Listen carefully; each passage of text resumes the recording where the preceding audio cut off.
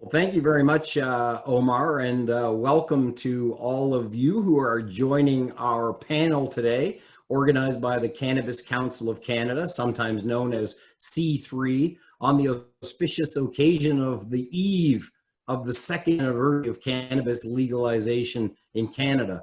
So it was 2 years ago tonight that my friend Ashley McIsaac slept in his car in the parking lot of the Nova Scotia Liquor Commission. I think it was in Glace Bay, Nova Scotia, to be first in line on that brave new world. And here, 2 years later, so much to talk about. I do want to welcome all of you, but I want first to do a land acknowledgement. I'm privileged today to be in a place called Tiny Township, Ontario, on the shores of Georgian Bay, the traditional and treaty territories of the Anishinaabe people, now known as the Chippewa Tribal Council, consisting of the Beausoleil, Christian Island, and Rama First Nations. And every day I remind myself that my people weren't the first ones here, and the good fortune that we have to be in this great and beautiful place. I want to make a child acknowledgement as well, which is that my children may soon roll in the door from school, and they are likely to be noisy, but we'll hope not.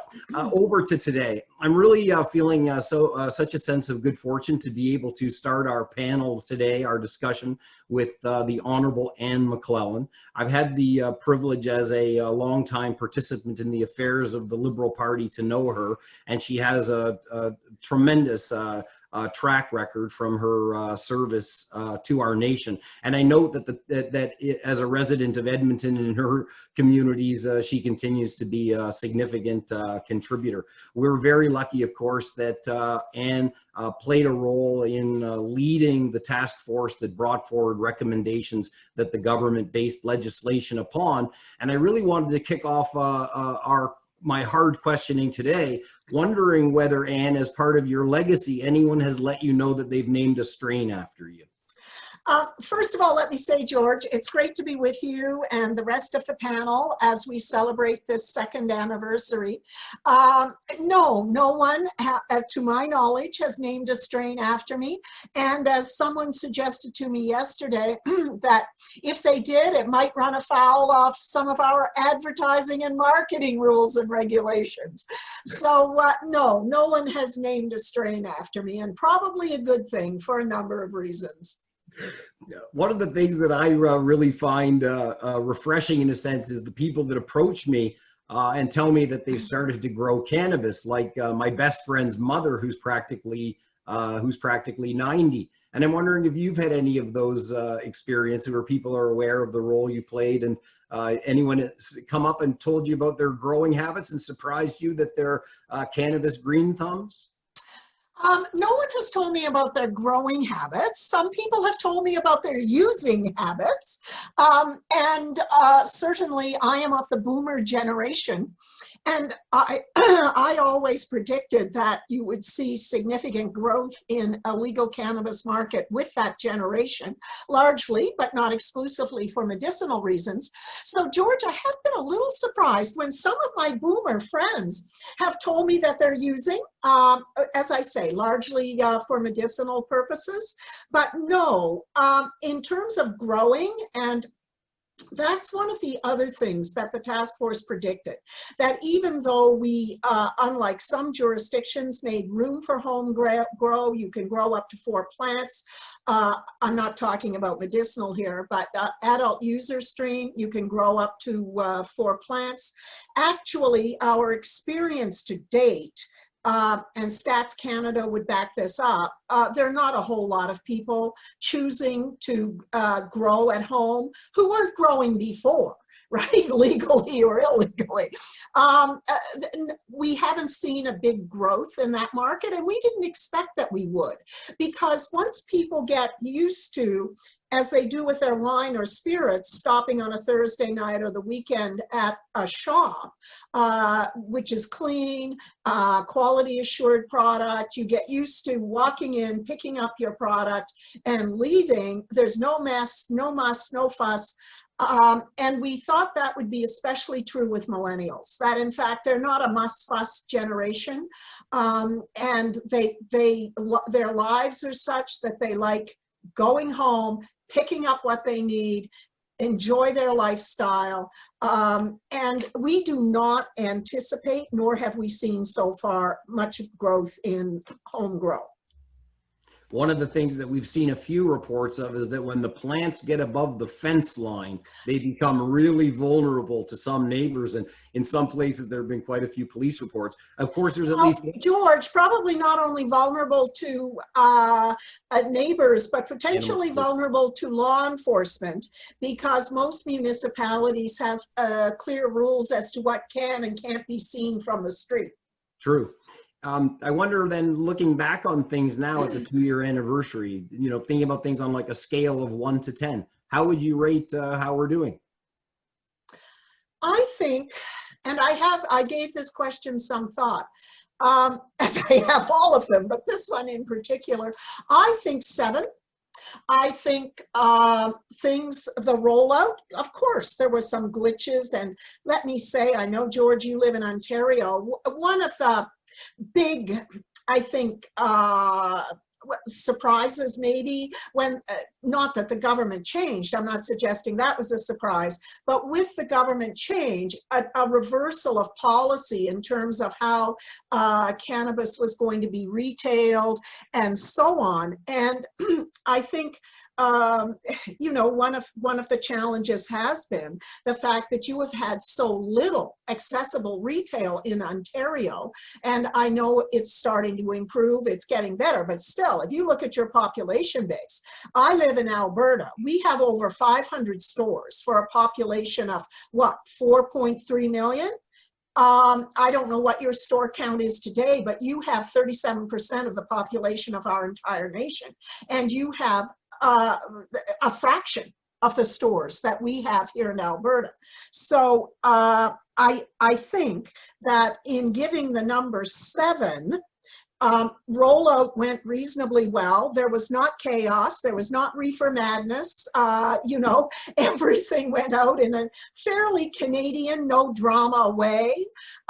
Yes, some startup, as I call them, glitches, not unexpected, in fact.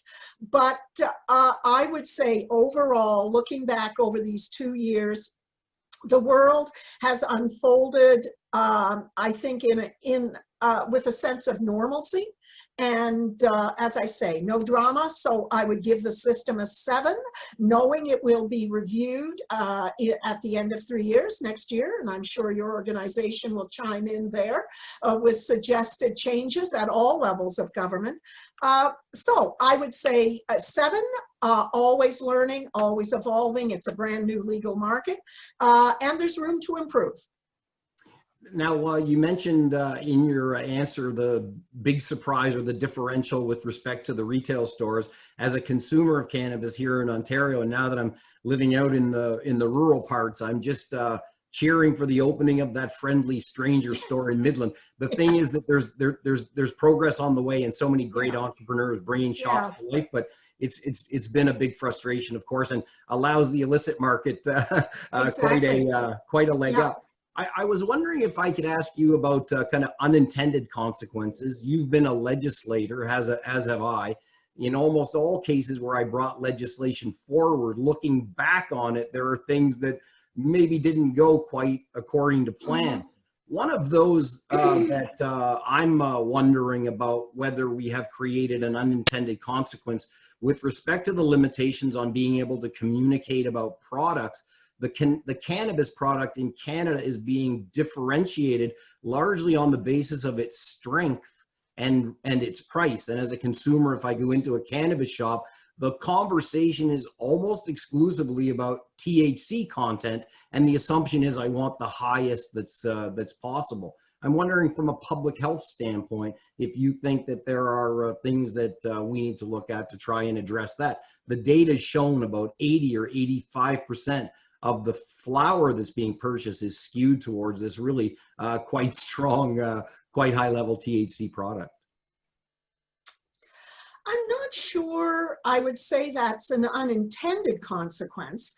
I think what you have is the evolution, the development and evolution of a marketplace.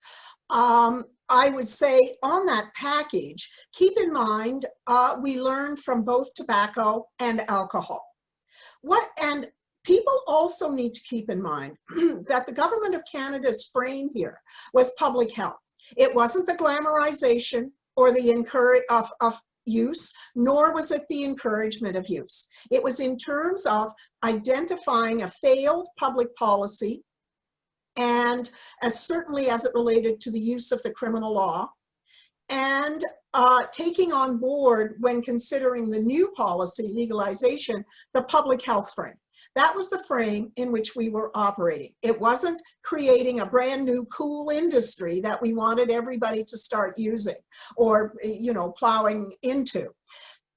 So keeping that in mind, and learning from alcohol. What's the other thing we heard, George, from the Chief Public Health Officers of Canada and their unanimous recommendations to us as a task force? Alcohol is a failed regulatory regime. Don't go there. Do not let people create a cool industry, lifestyle marketing and advertising, where unless you're using whatever it is, you're not cool. Right? And we took that on board because of the public health frame.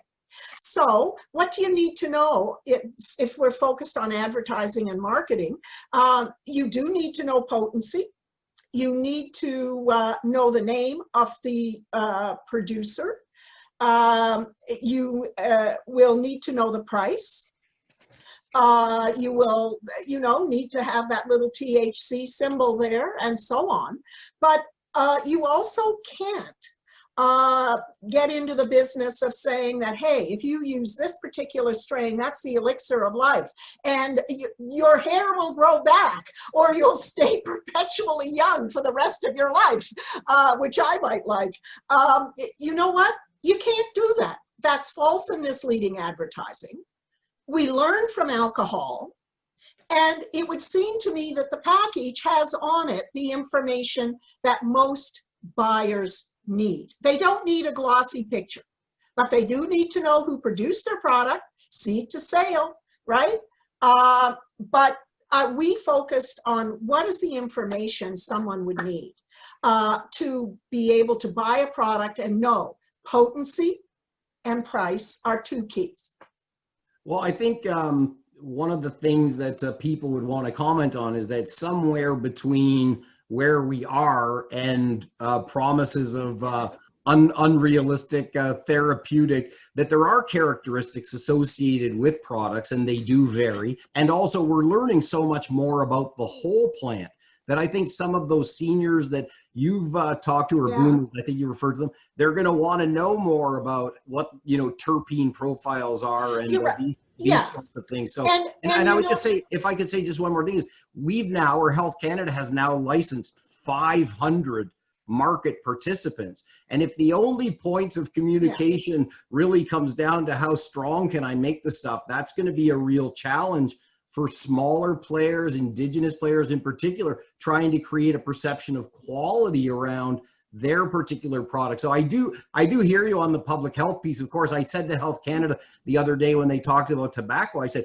well, I was the author of the Smoke-Free Ontario Act, right? But I didn't write it with cannabis in mind, but it got applied, you know, really quite considerabely. Hey, I'm cutting. Just on that point, George, let me say that, look, for the sake of maybe a little bit of controversy, I probably put out there, you know, my views around advertising and marketing. But I do think it is important to take people back to the frame in which we were operating, which was a public health frame, and learning from alcohol, learning from tobacco, creating a standalone system for cannabis production, manufacture, processing, retail. But look, that's why there's a 3-year review. And we will take on board, when I say we, I'm not part of the government of Canada, but that 3-year review will take on board learnings. And the other thing that people need to remember is that we went out, if you like, tough or strict, because the one thing we were told over and over again in Colorado, in Washington, and other places that had very few, but that handful of states that had gone out ahead of us, was it's so hard to take back what you've given, right? And Colorado lived through that as they learned about the loopholes in their advertising and marketing, and they had to pull back, and they got pushback from industry because it was a big cost to industry to redo packaging and things. So the advice we got was, you know what, go out strict because you don't know how this is going to evolve, and you can always loosen up the restrictions and the regulations going forward based on your learnings. So that is one of the other things people need to keep in the mix here. And you know, George, as government, it is hard to take back what you've given, but you can in fact loosen up in various areas and give a little if that's what your experience and evidence shows you. And thank you. I'm gonna direct one last question. We've gone a little over time, but that's okay. I'm sure the content is fantastic. I want to just ask you as a last question about the frame. You talked about the framing of the legislation, and the elimination of the illicit market was also a really significant part of that framing, which is a public health angle in terms of safety of product and many other things. There's a lot of stickiness to the illicit markets. Yes. Let's say the stats say more or less we've sawed it off at 50-50.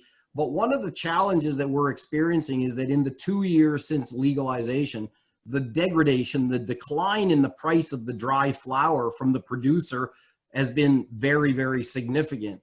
But the circumstances that we have of the excise tax being applied at the beginning of the journey, it gets marked up all through the process. And we are, I think, going to struggle with that price competitiveness, which your task force focused on as one of the important ingredients. I'm wondering if that's something that you've had a chance to take a look at, or have any advice that we might, as we try to draw more attention, not to the implication of taxes for us as an industry, but for the implication of that kind of a regime for the end price, both for our medicinal. We've talked more in an adult use context, yeah. But it's like probably a 30% extra price being charged to our end users, and competitiveness is going to be a challenge. I don't know, but I would be amazed if any level of government decided to reduce the taxes or fees. And of course, keep in mind as well, with municipalities, you've got licensing and permitting fees and all sorts of things, and they vary radically. Some of them quite low, others quite high across the country in terms of retail. I do not see the government of Canada changing its approach to the excise tax. And then, of course, whether it's a GST in my province or the HST in those provinces that have combined provincial and federal sales tax, I do not think governments are going to be in the business anytime soon of reducing, I guess my view would be, why would they at this point? So all that to say that your point is a good one. Price point was identified by everyone we consulted with in terms of a strategy around a necessity, really, in terms of driving out the black market, organized crime, and others who exploit the vulnerable. And I do want to distinguish that from the gray market. The gray market, we call them, I think call them legacy now. We call them the craft growers, the interior of British Columbia or the eastern townships where they sell at the local market on Saturday, and they're not involved with trafficking and organized crime. We do want to bring that gray market into the legal market. It is happening, but happening slowly. So that's one of the things I would like to see reviewed at the 3-year mark. Are there unreasonable barriers for that gray market? You're a legacy producer who's growing, people can apply for micro cultivation and processor licenses. Some people are. I think the stories are generally good from those in the gray market who've come into the legal market. But are there unreasonable barriers? Some have been reduced, but can we go further in getting them into the market because of their experience, their genetics, their love of the plant, as I heard over and over again. And so I did want to get that point out there, that I do think that will be important when the review takes place, because the more people we get into the legal market from the gray market, the better it is. Right now, about 55% of all cannabis purchased is purchased in the legal market. George, I made a prediction based on no science or evidence whatsoever, which was, when asked, that I would like to see 80% of the black market, the illegal market, gone within a decade. Because we still have black market or illegal sales of tobacco, of alcohol, and so on. We're never going to strip it out entirely, but I would like to see 80% of it gone within 10 years. That's my own unscientific little quest, if you like. Well, on that note, we know that we can have you back on a regular basis. Yes. And we can update the stat on that progress, which obviously is an important one to everybody that's in favor of seeing a successful policy. Well, Anne, I'm so sorry we have to leave it there, as I have 1,000 more questions, but we're really, really excited for the next piece of our panel this afternoon, which is David Coletto from Abacus is going to present some data that he's returned from the field with just recently. So Anne McLellan and George Smitherman saying goodbye for now, and over to David Coletto. Thank you, George. Thank you. Welcome, David.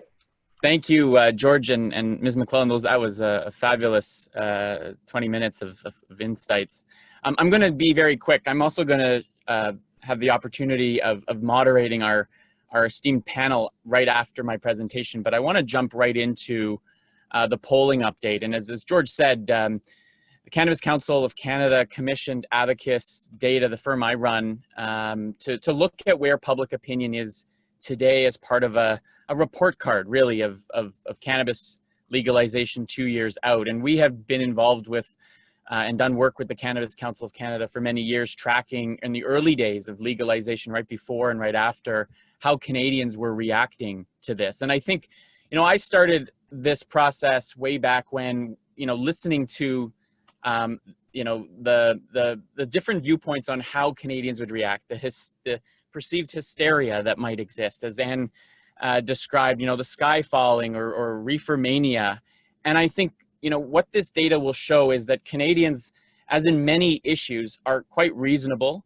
And as I'll show you, are broadly in support of legalization today, 2 years out. In fact, far less opposition, and a growing, I think, understanding and acceptance of the role that cannabis can play both in someone's lifestyle, but also as a source for medicinal purposes. And so what we did is we did an interview, completed it last week. So this is as fresh data as you can get. Interviewed 2,000 Canadian adults, 19 plus, weighted the data to match the population by region, age, gender, education, and official language. So this is the same methodology we used during the last federal election, which we did very well in estimating the outcome.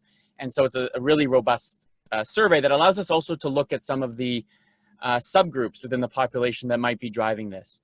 To start off, and this is the great news, I think, from the industry's perspective, is that 76% of Canadians either support or can accept cannabis legalization today. And when I say accept, we add this third category, I think, in many different sectors and on many different issues. Canadians may not be comfortable being advocates or cheering on an industry, but they aren't opposed to it. And what we find is, again, substantial support. In fact, I think it's important to note that more than double the number of Canadians strongly support legalization than strongly oppose it, right? That's a great indicator. I do a lot of work in a lot of other sectors, and you often see those opposed being the most animated and the largest groups. In this case, it's not. So there are double the number of Canadians out there who are big cheerleaders for the industry than those who want to see it not happen.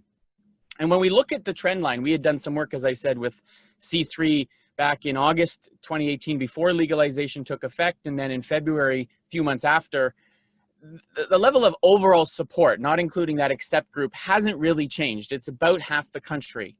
If you add on the other quarter, that's how you get 3/4. But the important point is this red line that has dropped every stage of this surveys that we've done, to the point now where just under a quarter of Canadians say they're opposed. That's down 6 percentage points from 2018. And it's down, if you look at it, 20%. So legalization has had the effect in the rollout, and I think the success of in large parts, the rollout of legalization has actually dampened people's opposition. It's demonstrated to them their worst fears did not come true. And so we're at a place now where, most Canadians, in fact, are supportive. But the other side of this is what's fascinating about support for legalization is its broad-basedness, right? So whether we talk about, and this is the percentage who either support it or can accept, whether there's no gender gap on legalization. There's not even a large generational gap anymore, right? Younger Canadians are more likely to favor legalization or can accept it, but we're talking about a difference of degree and not direction when it comes to the most mature Canadians and the youngest Canadians in the cohort.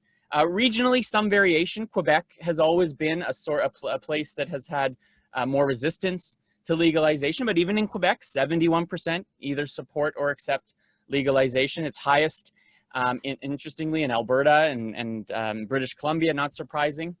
And then politically, which is why I think we've seen not a lot of political fight over legalization, is that while Liberals and New Democrats and Green supporters are more supportive and accepting, we always have to remind our Conservative MPs and MLAs and MPPs that a majority of Conservative voters also support or can accept legalization. So legalization has not created a political football that people want to necessarily use.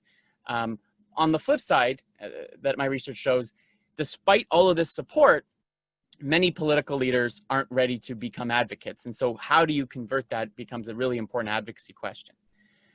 Now, from a public angle, cannabis hasn't fundamentally changed Canada, right? We haven't seen the sky fall. We had a survey that we did soon after legalization for C3 that showed 77% of Canadians at the time said that a few months out of legalization, either Canada became a better place or nothing had changed, right? People did not see fundamental shifts in lifestyle or crime or, public disorder in any sense. And so when we ask people, how concerned are you about community issues? And we're going to talk about community and social responsibility a little bit in our panel. I say only 26, because that's about the same number who still opposed say they are very concerned, have a high level of concern about cannabis's impact on public order and impaired driving. It's something we worry about, as with any substance that can impair our driving, but there doesn't appear to be any elevated level that this is a problem that policymakers need to address, that Canadians are signaling, we are unhappy with how things are going. At the same time, on the social justice side, we see broad support. We'll talk to Tyler about this, broad support for expunging, past criminal records related to simple possession of cannabis for personal use. 70% of Canadians, or just under, support that action. And once again, we find not a lot of political division here, right? Conservatives slightly less likely than Liberal or NDP or Green supporters, but we're talking about degrees of difference, not direction. So you even find a majority of Conservatives who say, I would support this kind of action. So broad action for justice and amnesty on cannabis. Now, as Ms. McLellan has alluded to, the policy driver for legalization was a public health driver. But Canadians also recognize the economic opportunity here. Even if government's not quite ready to get behind it, Canadians appear to actually be there. For example, 63% in our survey support allowing cannabis companies to communicate with consumers in a greater way than they do now, right? And George, I think you laid out a pretty compelling case for why that might be the case, but there's no reason that most Canadians think that should not happen. And again, you look at it across demographic, younger people, a little more likely. They're also more likely to actually consume this product, but similar numbers across the country.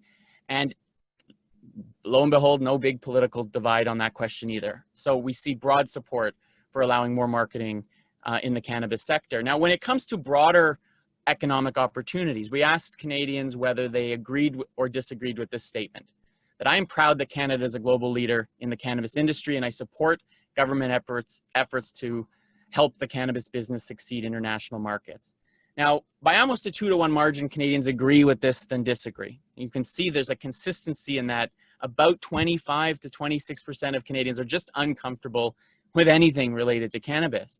But there's a large group here who are unsure. They don't really either agree or disagree. That's the group from a public opinion perspective that we need to, that the industry and advocates and supporters have to continue to engage with, demonstrate the opportunity here to export to other markets, so that if Joe Biden, wins in November, that's going to perhaps create new opportunities if he decriminalizes or maybe even legalizes cannabis going forward. There's also the health and wellness aspect of this that we wanted to explore. And we just asked one question, but I think it's indicative of how comfortable Canadians actually feel with cannabis as from a medicinal purposes. So much so that 76% believe that medical cannabis should be covered by prescription drug plans, whether public or private, right? Very little opposition. Similarly, same number, about 24% say they're opposed to this idea. So if you're comfortable enough to perhaps use this or recommend that others use it or consider using it, which more and more Canadians are doing every day, they also think that it should be covered under their health plans.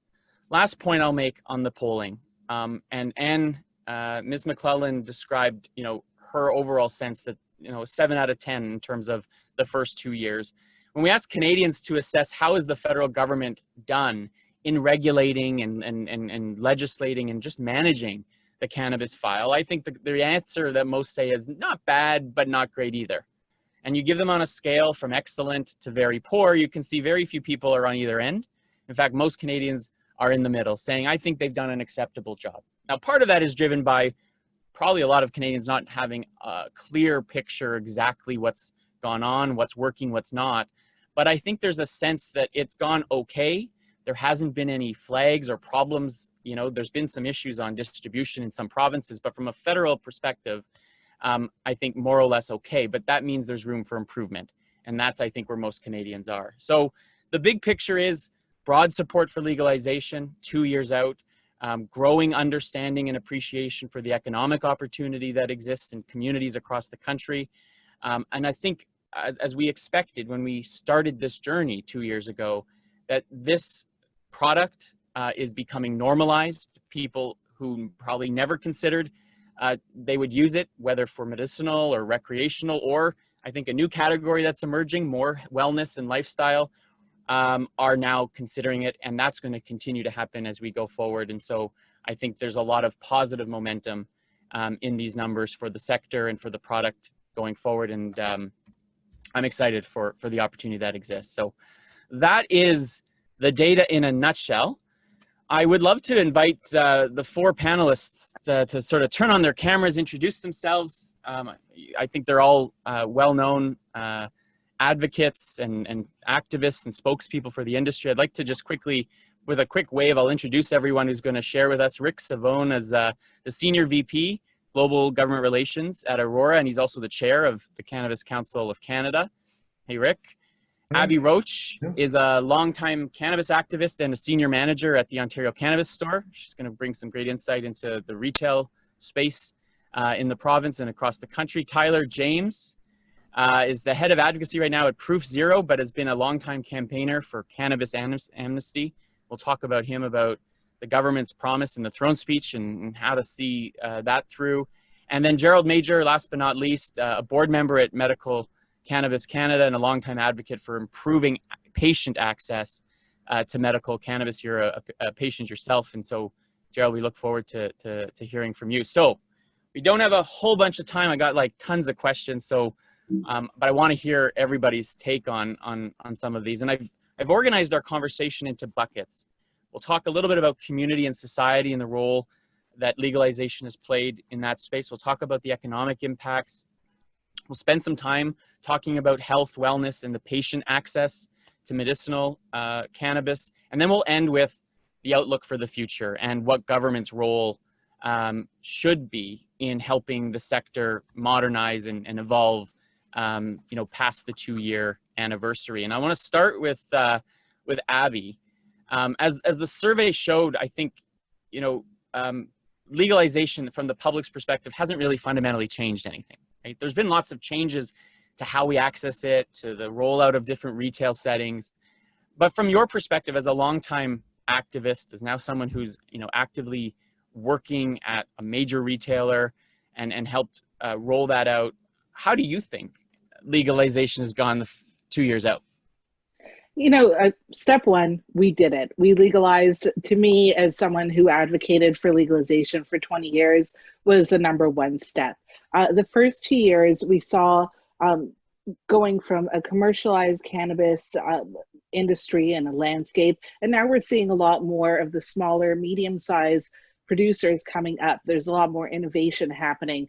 People are starting to warm to legal cannabis. And what I've always said is that when we create an inclusive industry and we bring in people from different backgrounds and really start to pull in the legacy market, the legacy consumer will follow.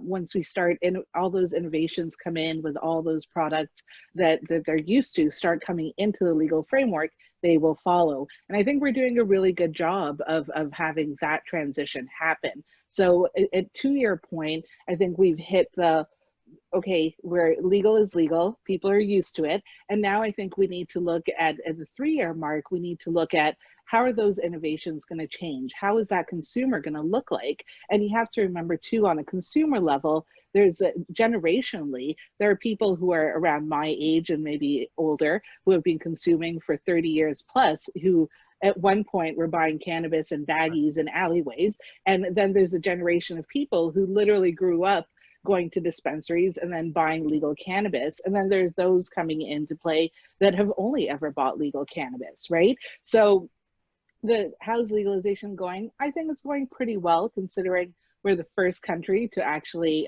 the first G7, G20 country to actually do it. And I think in 5 years from now, the conversation that we're having today is going to be a thing of the past, and cannabis will really just be a consumer packaged good like any other. Gerald, before legalization 2 years ago of recreational cannabis, we had medical cannabis that was legal and you could access well before that. From your vantage point, how has legalization gone in terms of, the medical market and patients, and any confusion when recreational cannabis was entered into the fray? Yeah, that's a good question. And, time to reflect based on what I've heard today. I know that a lot of this conversation today is kind of around the adult use stream. So I hear a lot of the praise, and I understand getting here was important. And I think we knew from the start that during legalization, there'd be things to watch out for from a medical patient perspective. And I think those things, like we had a shortage of supply around the rollout 2 years ago that we were kind of prepared for. And I think what's gotten us through all these bumps and hurdles is the ability to collaborate and communicate within groups and departments. Being able to predict those types of things and provide solutions for it. I mean, people haven't paid attention to patients as much as they have in the last 5-10 years. That's my view from being in advocacy. But from a medical perspective, once legalization came, and even until now, it's not until 2021 that the Cannabis Act is being reviewed. And so it feels like from a medical perspective, we got a system that was kind of pushed out and then left alone for a bit.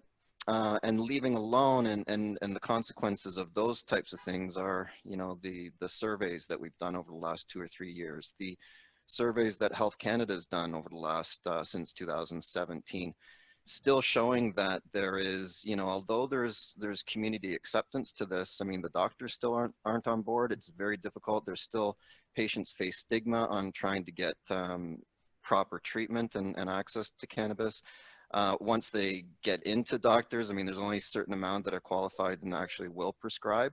So the access becomes an issue. And then once you kind of get into the system, and we're seeing more and more people, and through the years, they've kind of given up on medical documents. Under 40% in recent surveys, and basically surveys since 2017. Under 40% are using medical documents. So they're not getting the benefit of professional guidance, professional help. And then when you get into the system, then the affordability is just a massive barrier. So I'll wait until later maybe to get into that. But from a medical perspective and to the patient, I mean, it's just not me, right? I mean, patients, the goal of patients are to get well. I mean, it's to improve outcomes. And when that can't be sustained during a current market, I mean, that's the grade. Not a lot of people are accessing this, and they're having to abandon it. And I'll just give a plug to Medical Cannabis Canada.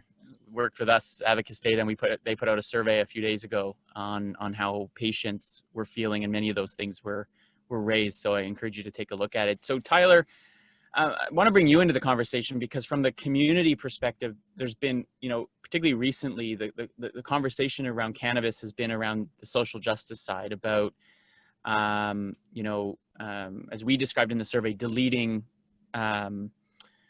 past criminal convictions for those that had, personal use and possession. Can you give us a sense of, we saw broad support for it.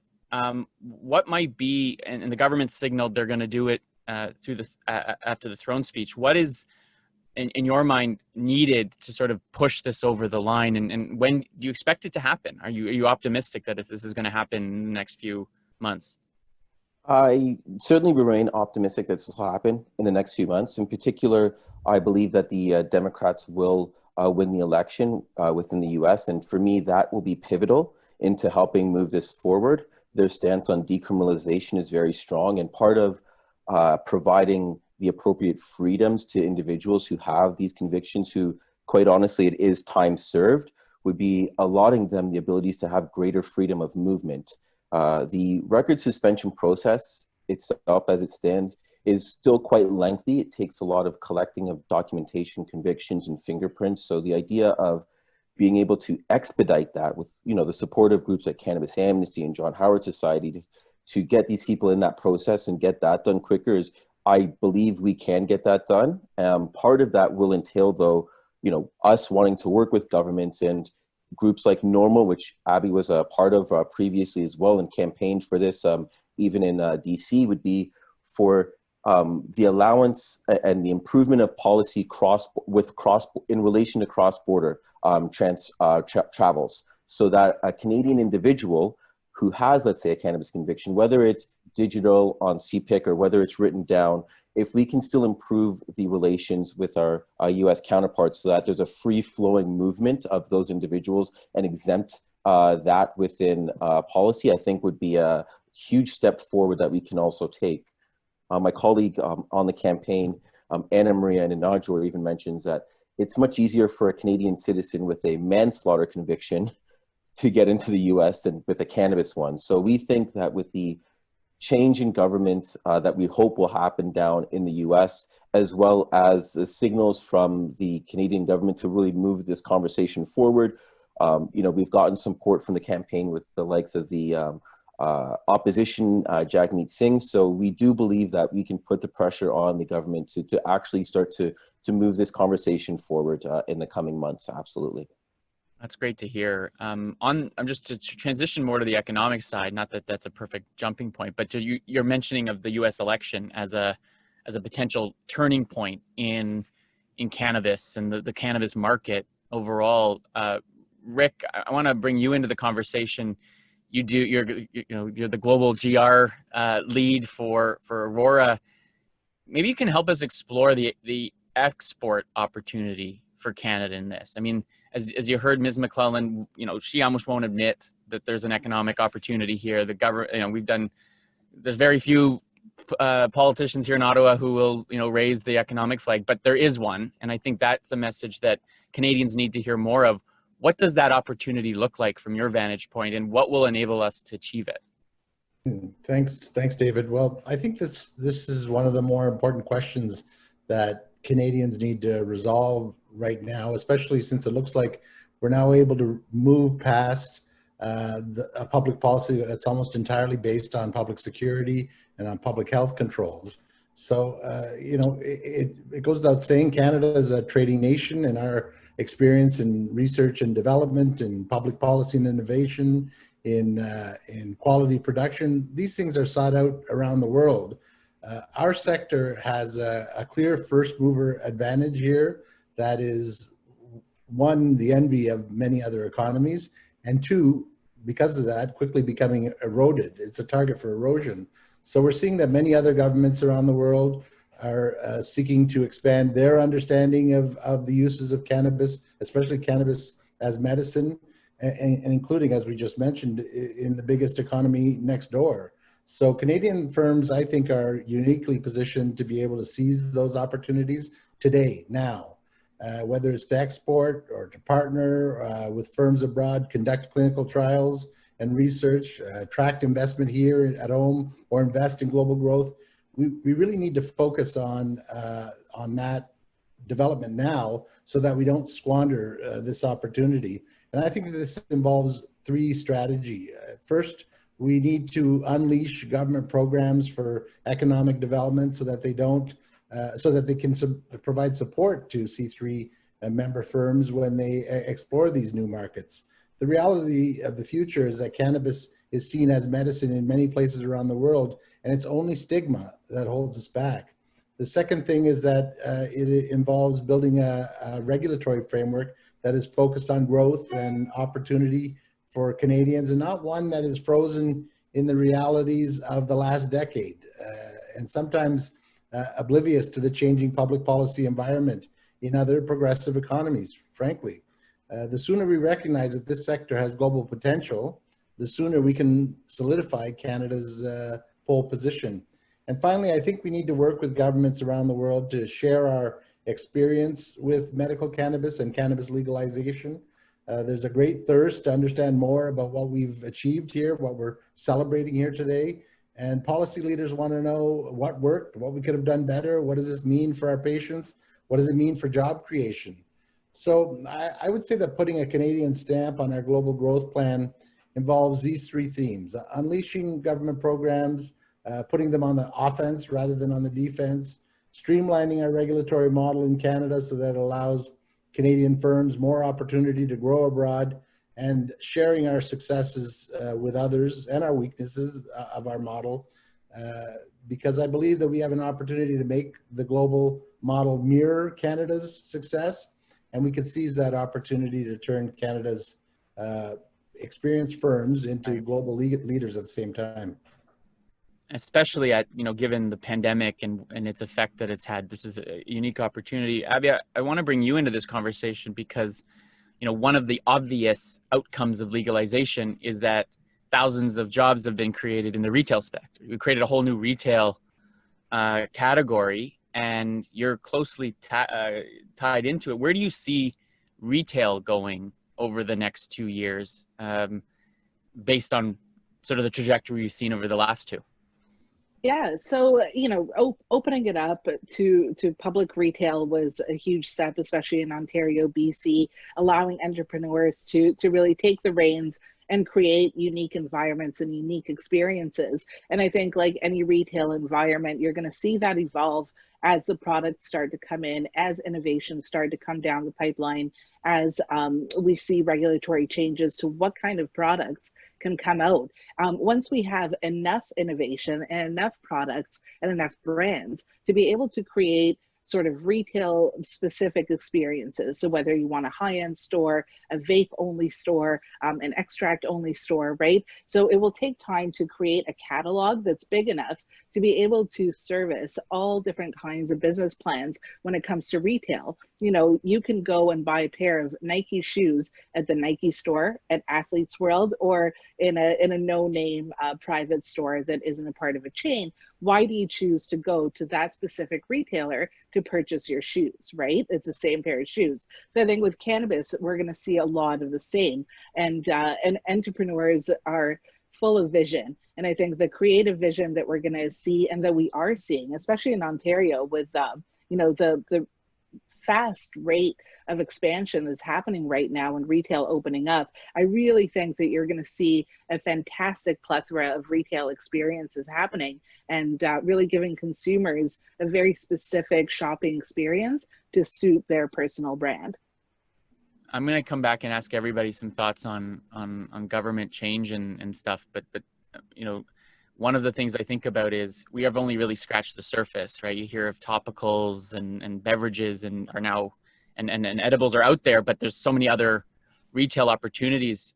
Do you think, and this is a question for anybody, so no one, if anyone has insights into it, do you think the pandemic in a perverse way has created an opportunity for the sector to offer, provinces and municipalities new sources of business and entrepreneurship that maybe the demand wouldn't have been there because of how much difficulty, restaurants and food service and retail are facing right now? Yeah, and I think, again, it takes it back to entrepreneurs are visionaries, and when they see a stumbling block, they don't see it as a stumbling block, it's a door that opens. And I think a lot of the innovations that we're starting to see are, for example, pre-rolls.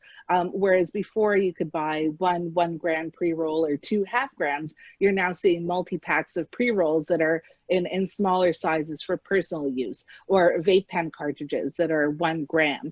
So those small innovations. And then you see click and collect delivery, those kind of methodologies of retailing, and really pushing the stores away, I believe, from the large format, that that big, huge 4,000 square foot footprint, to now you have click and collect. And you could really utilize it for a pickup service. You don't necessarily need such a huge store. You just need a really great omni-channel experience. Especially in places like, Richmond Hill or York Region right now, who have opted out, in particular in Ontario, to have retail. I think when those municipalities realize that unfortunately their coffers are running dry, they need to start to find ways to kind of stimulate more a business within those jurisdictions. And, to Abby's point, being able to work with, smaller entrepreneurs that have the abilities of providing those services within those jurisdictions with a quick turnaround, I think would definitely be beneficial. BC's looking at doing their farm gate, which was a great idea, but they're looking at that probably, I think a year or 2 years out. So if those ideas could get expedited, it really, as you're saying, would allow for us, I think Winston Churchill said, it's you never let a good crisis go to waste. So if we were to capitalize on this now, we're not letting this crisis go to waste, where we can kind of expedite and get these processes moved through while there's still, that need for the products in the market right now. Right. So I just want to transition. You talk about York Region. I grew up in Richmond Hill, actually, and my parents, a few weeks ago, my mom, who's in her 60s, was talking about, CBD and exploring it. And again, I would have never in my entire life thought that I'd be hearing my mom talk about this. And that shows you how quickly it's become normalized and accepted. And there's a number of consumers who want to learn more. But Gerald, I want to bring you into this, because my mom's looking at this product as a medicinal product. She's not, I don't see her as a recreational user quite yet, but she is, I see in her a great deal of confusion on who she should go to find out more, because I don't think her physician is somebody who would advocate her, using this product. We talked earlier about, the fact 3/4 of Canadians think that medical cannabis should be covered by their prescription drug plan. There's a broad understanding that there's medical benefits to it. Where do you see the reforms needed, right, in this system that are going to allow people like my mom to get access to it and not feel stigmatized and afraid to ask for advice and information, where I think she really needs it? Yeah, I live with arthritis, so I share time with a lot of seniors, actually, mostly with back pain. And I feel for them. I advocate for them all the time. I mean, my mother switched off 2 arthritis drugs as needed, not, something that she needs every day, but as needed medications as a result of CBD oil. I mean, I'm going to point again back to the survey. It was released yesterday. You probably know it well, but go check it out. It's at patientaccess.ca. /survey, I think. And I mean, that survey specifically talks about, you know, the accessing challenges. So your grandmother's actually probably filled out our survey because she's having problems finding people and information, especially in Richmond Hill. So this is why people kind of find it a lot easier just to walk into a store that's actually open and sells, and they can touch and feel and leave with it that day. And then they bypass all of the medical professional help that we sit here and say, based on surveys, that your patient outcome is improved by speaking with physicians or pharmacists. I mean, we've got to get back to putting cannabis into pharmacies where it belongs. We've kind of called cannabis medical, but we haven't treated it that way. It should be alongside all of our pharmaceutical drugs in the pharmacies. And then, I mean, the next problem for your grandmother is going to be, what dose does she use? Can she sustain that dose, and does she have the financial equity? I mean, I wrote down the stat off your data that said 76% of people believe that this should be covered in your insurance. I've seen so the actual from our data is that 6% actually have coverage in Canada, only 3% of that being full coverage. I log 14 different comorbidities, and I've been denied coverage from Manulife. So all of the news that went out two years ago, 3 years ago, saying that there's insurance coverage and stuff, I mean, it's not happening yet.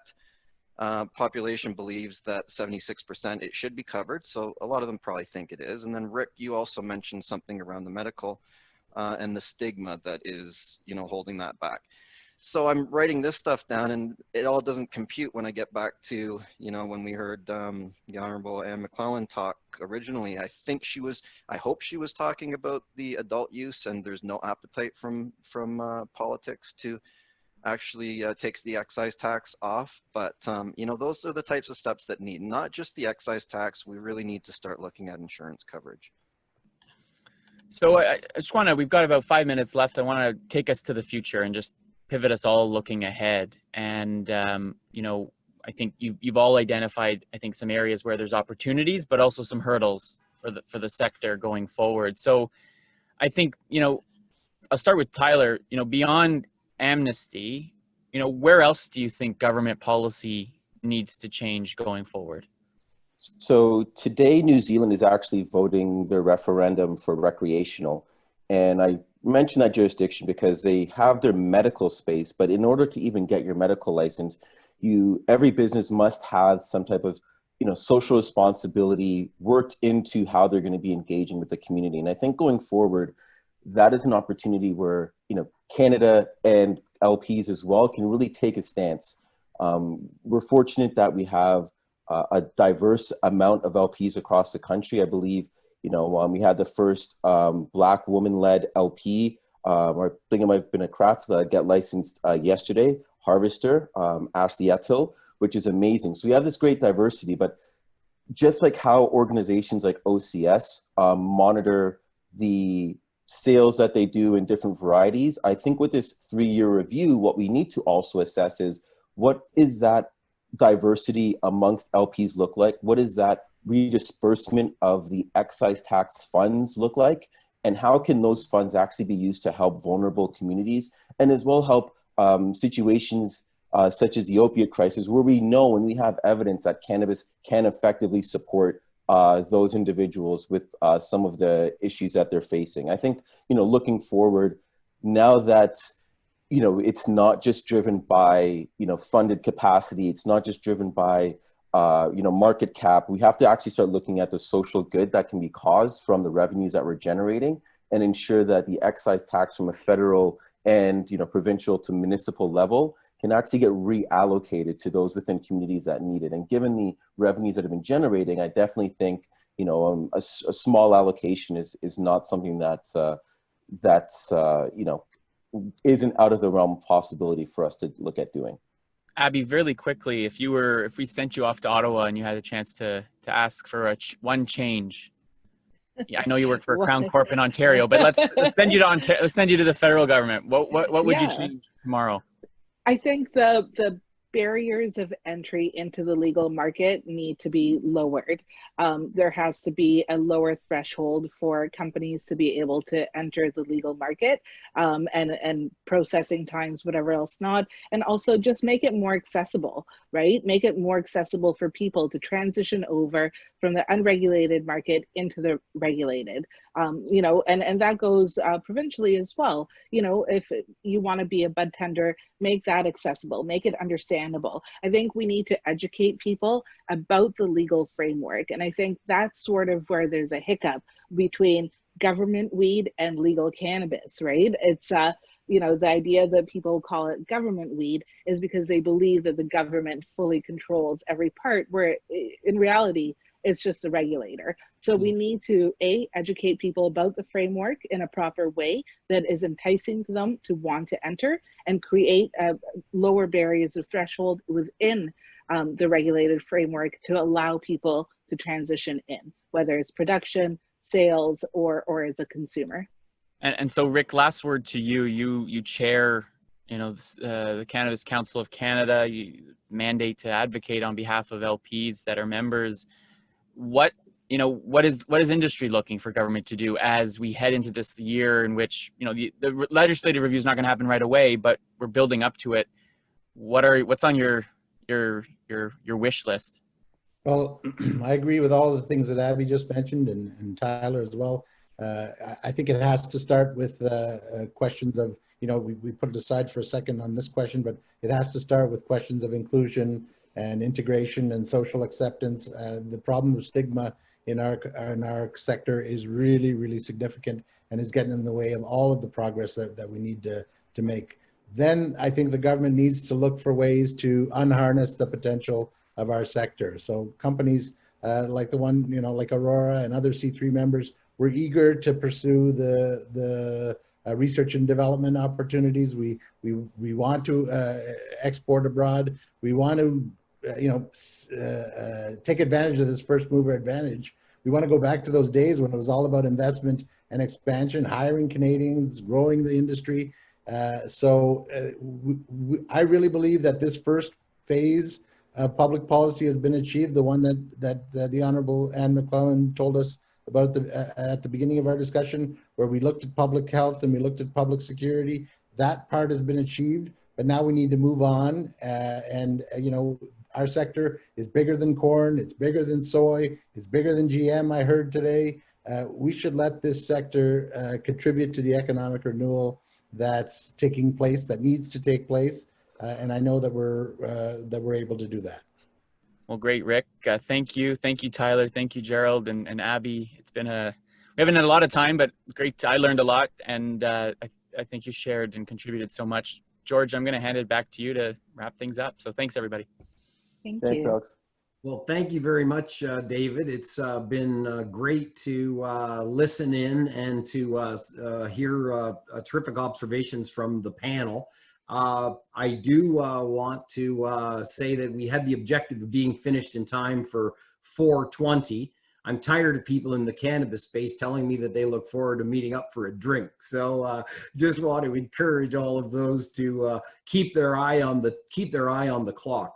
The thing about it is that tomorrow's the actual 2-year anniversary, and tomorrow C3 will be releasing a report card covering progress that we've made to date, featuring 9 different subject matters, and also highlighting some of those areas that have been touched on today where really more progress is at hand.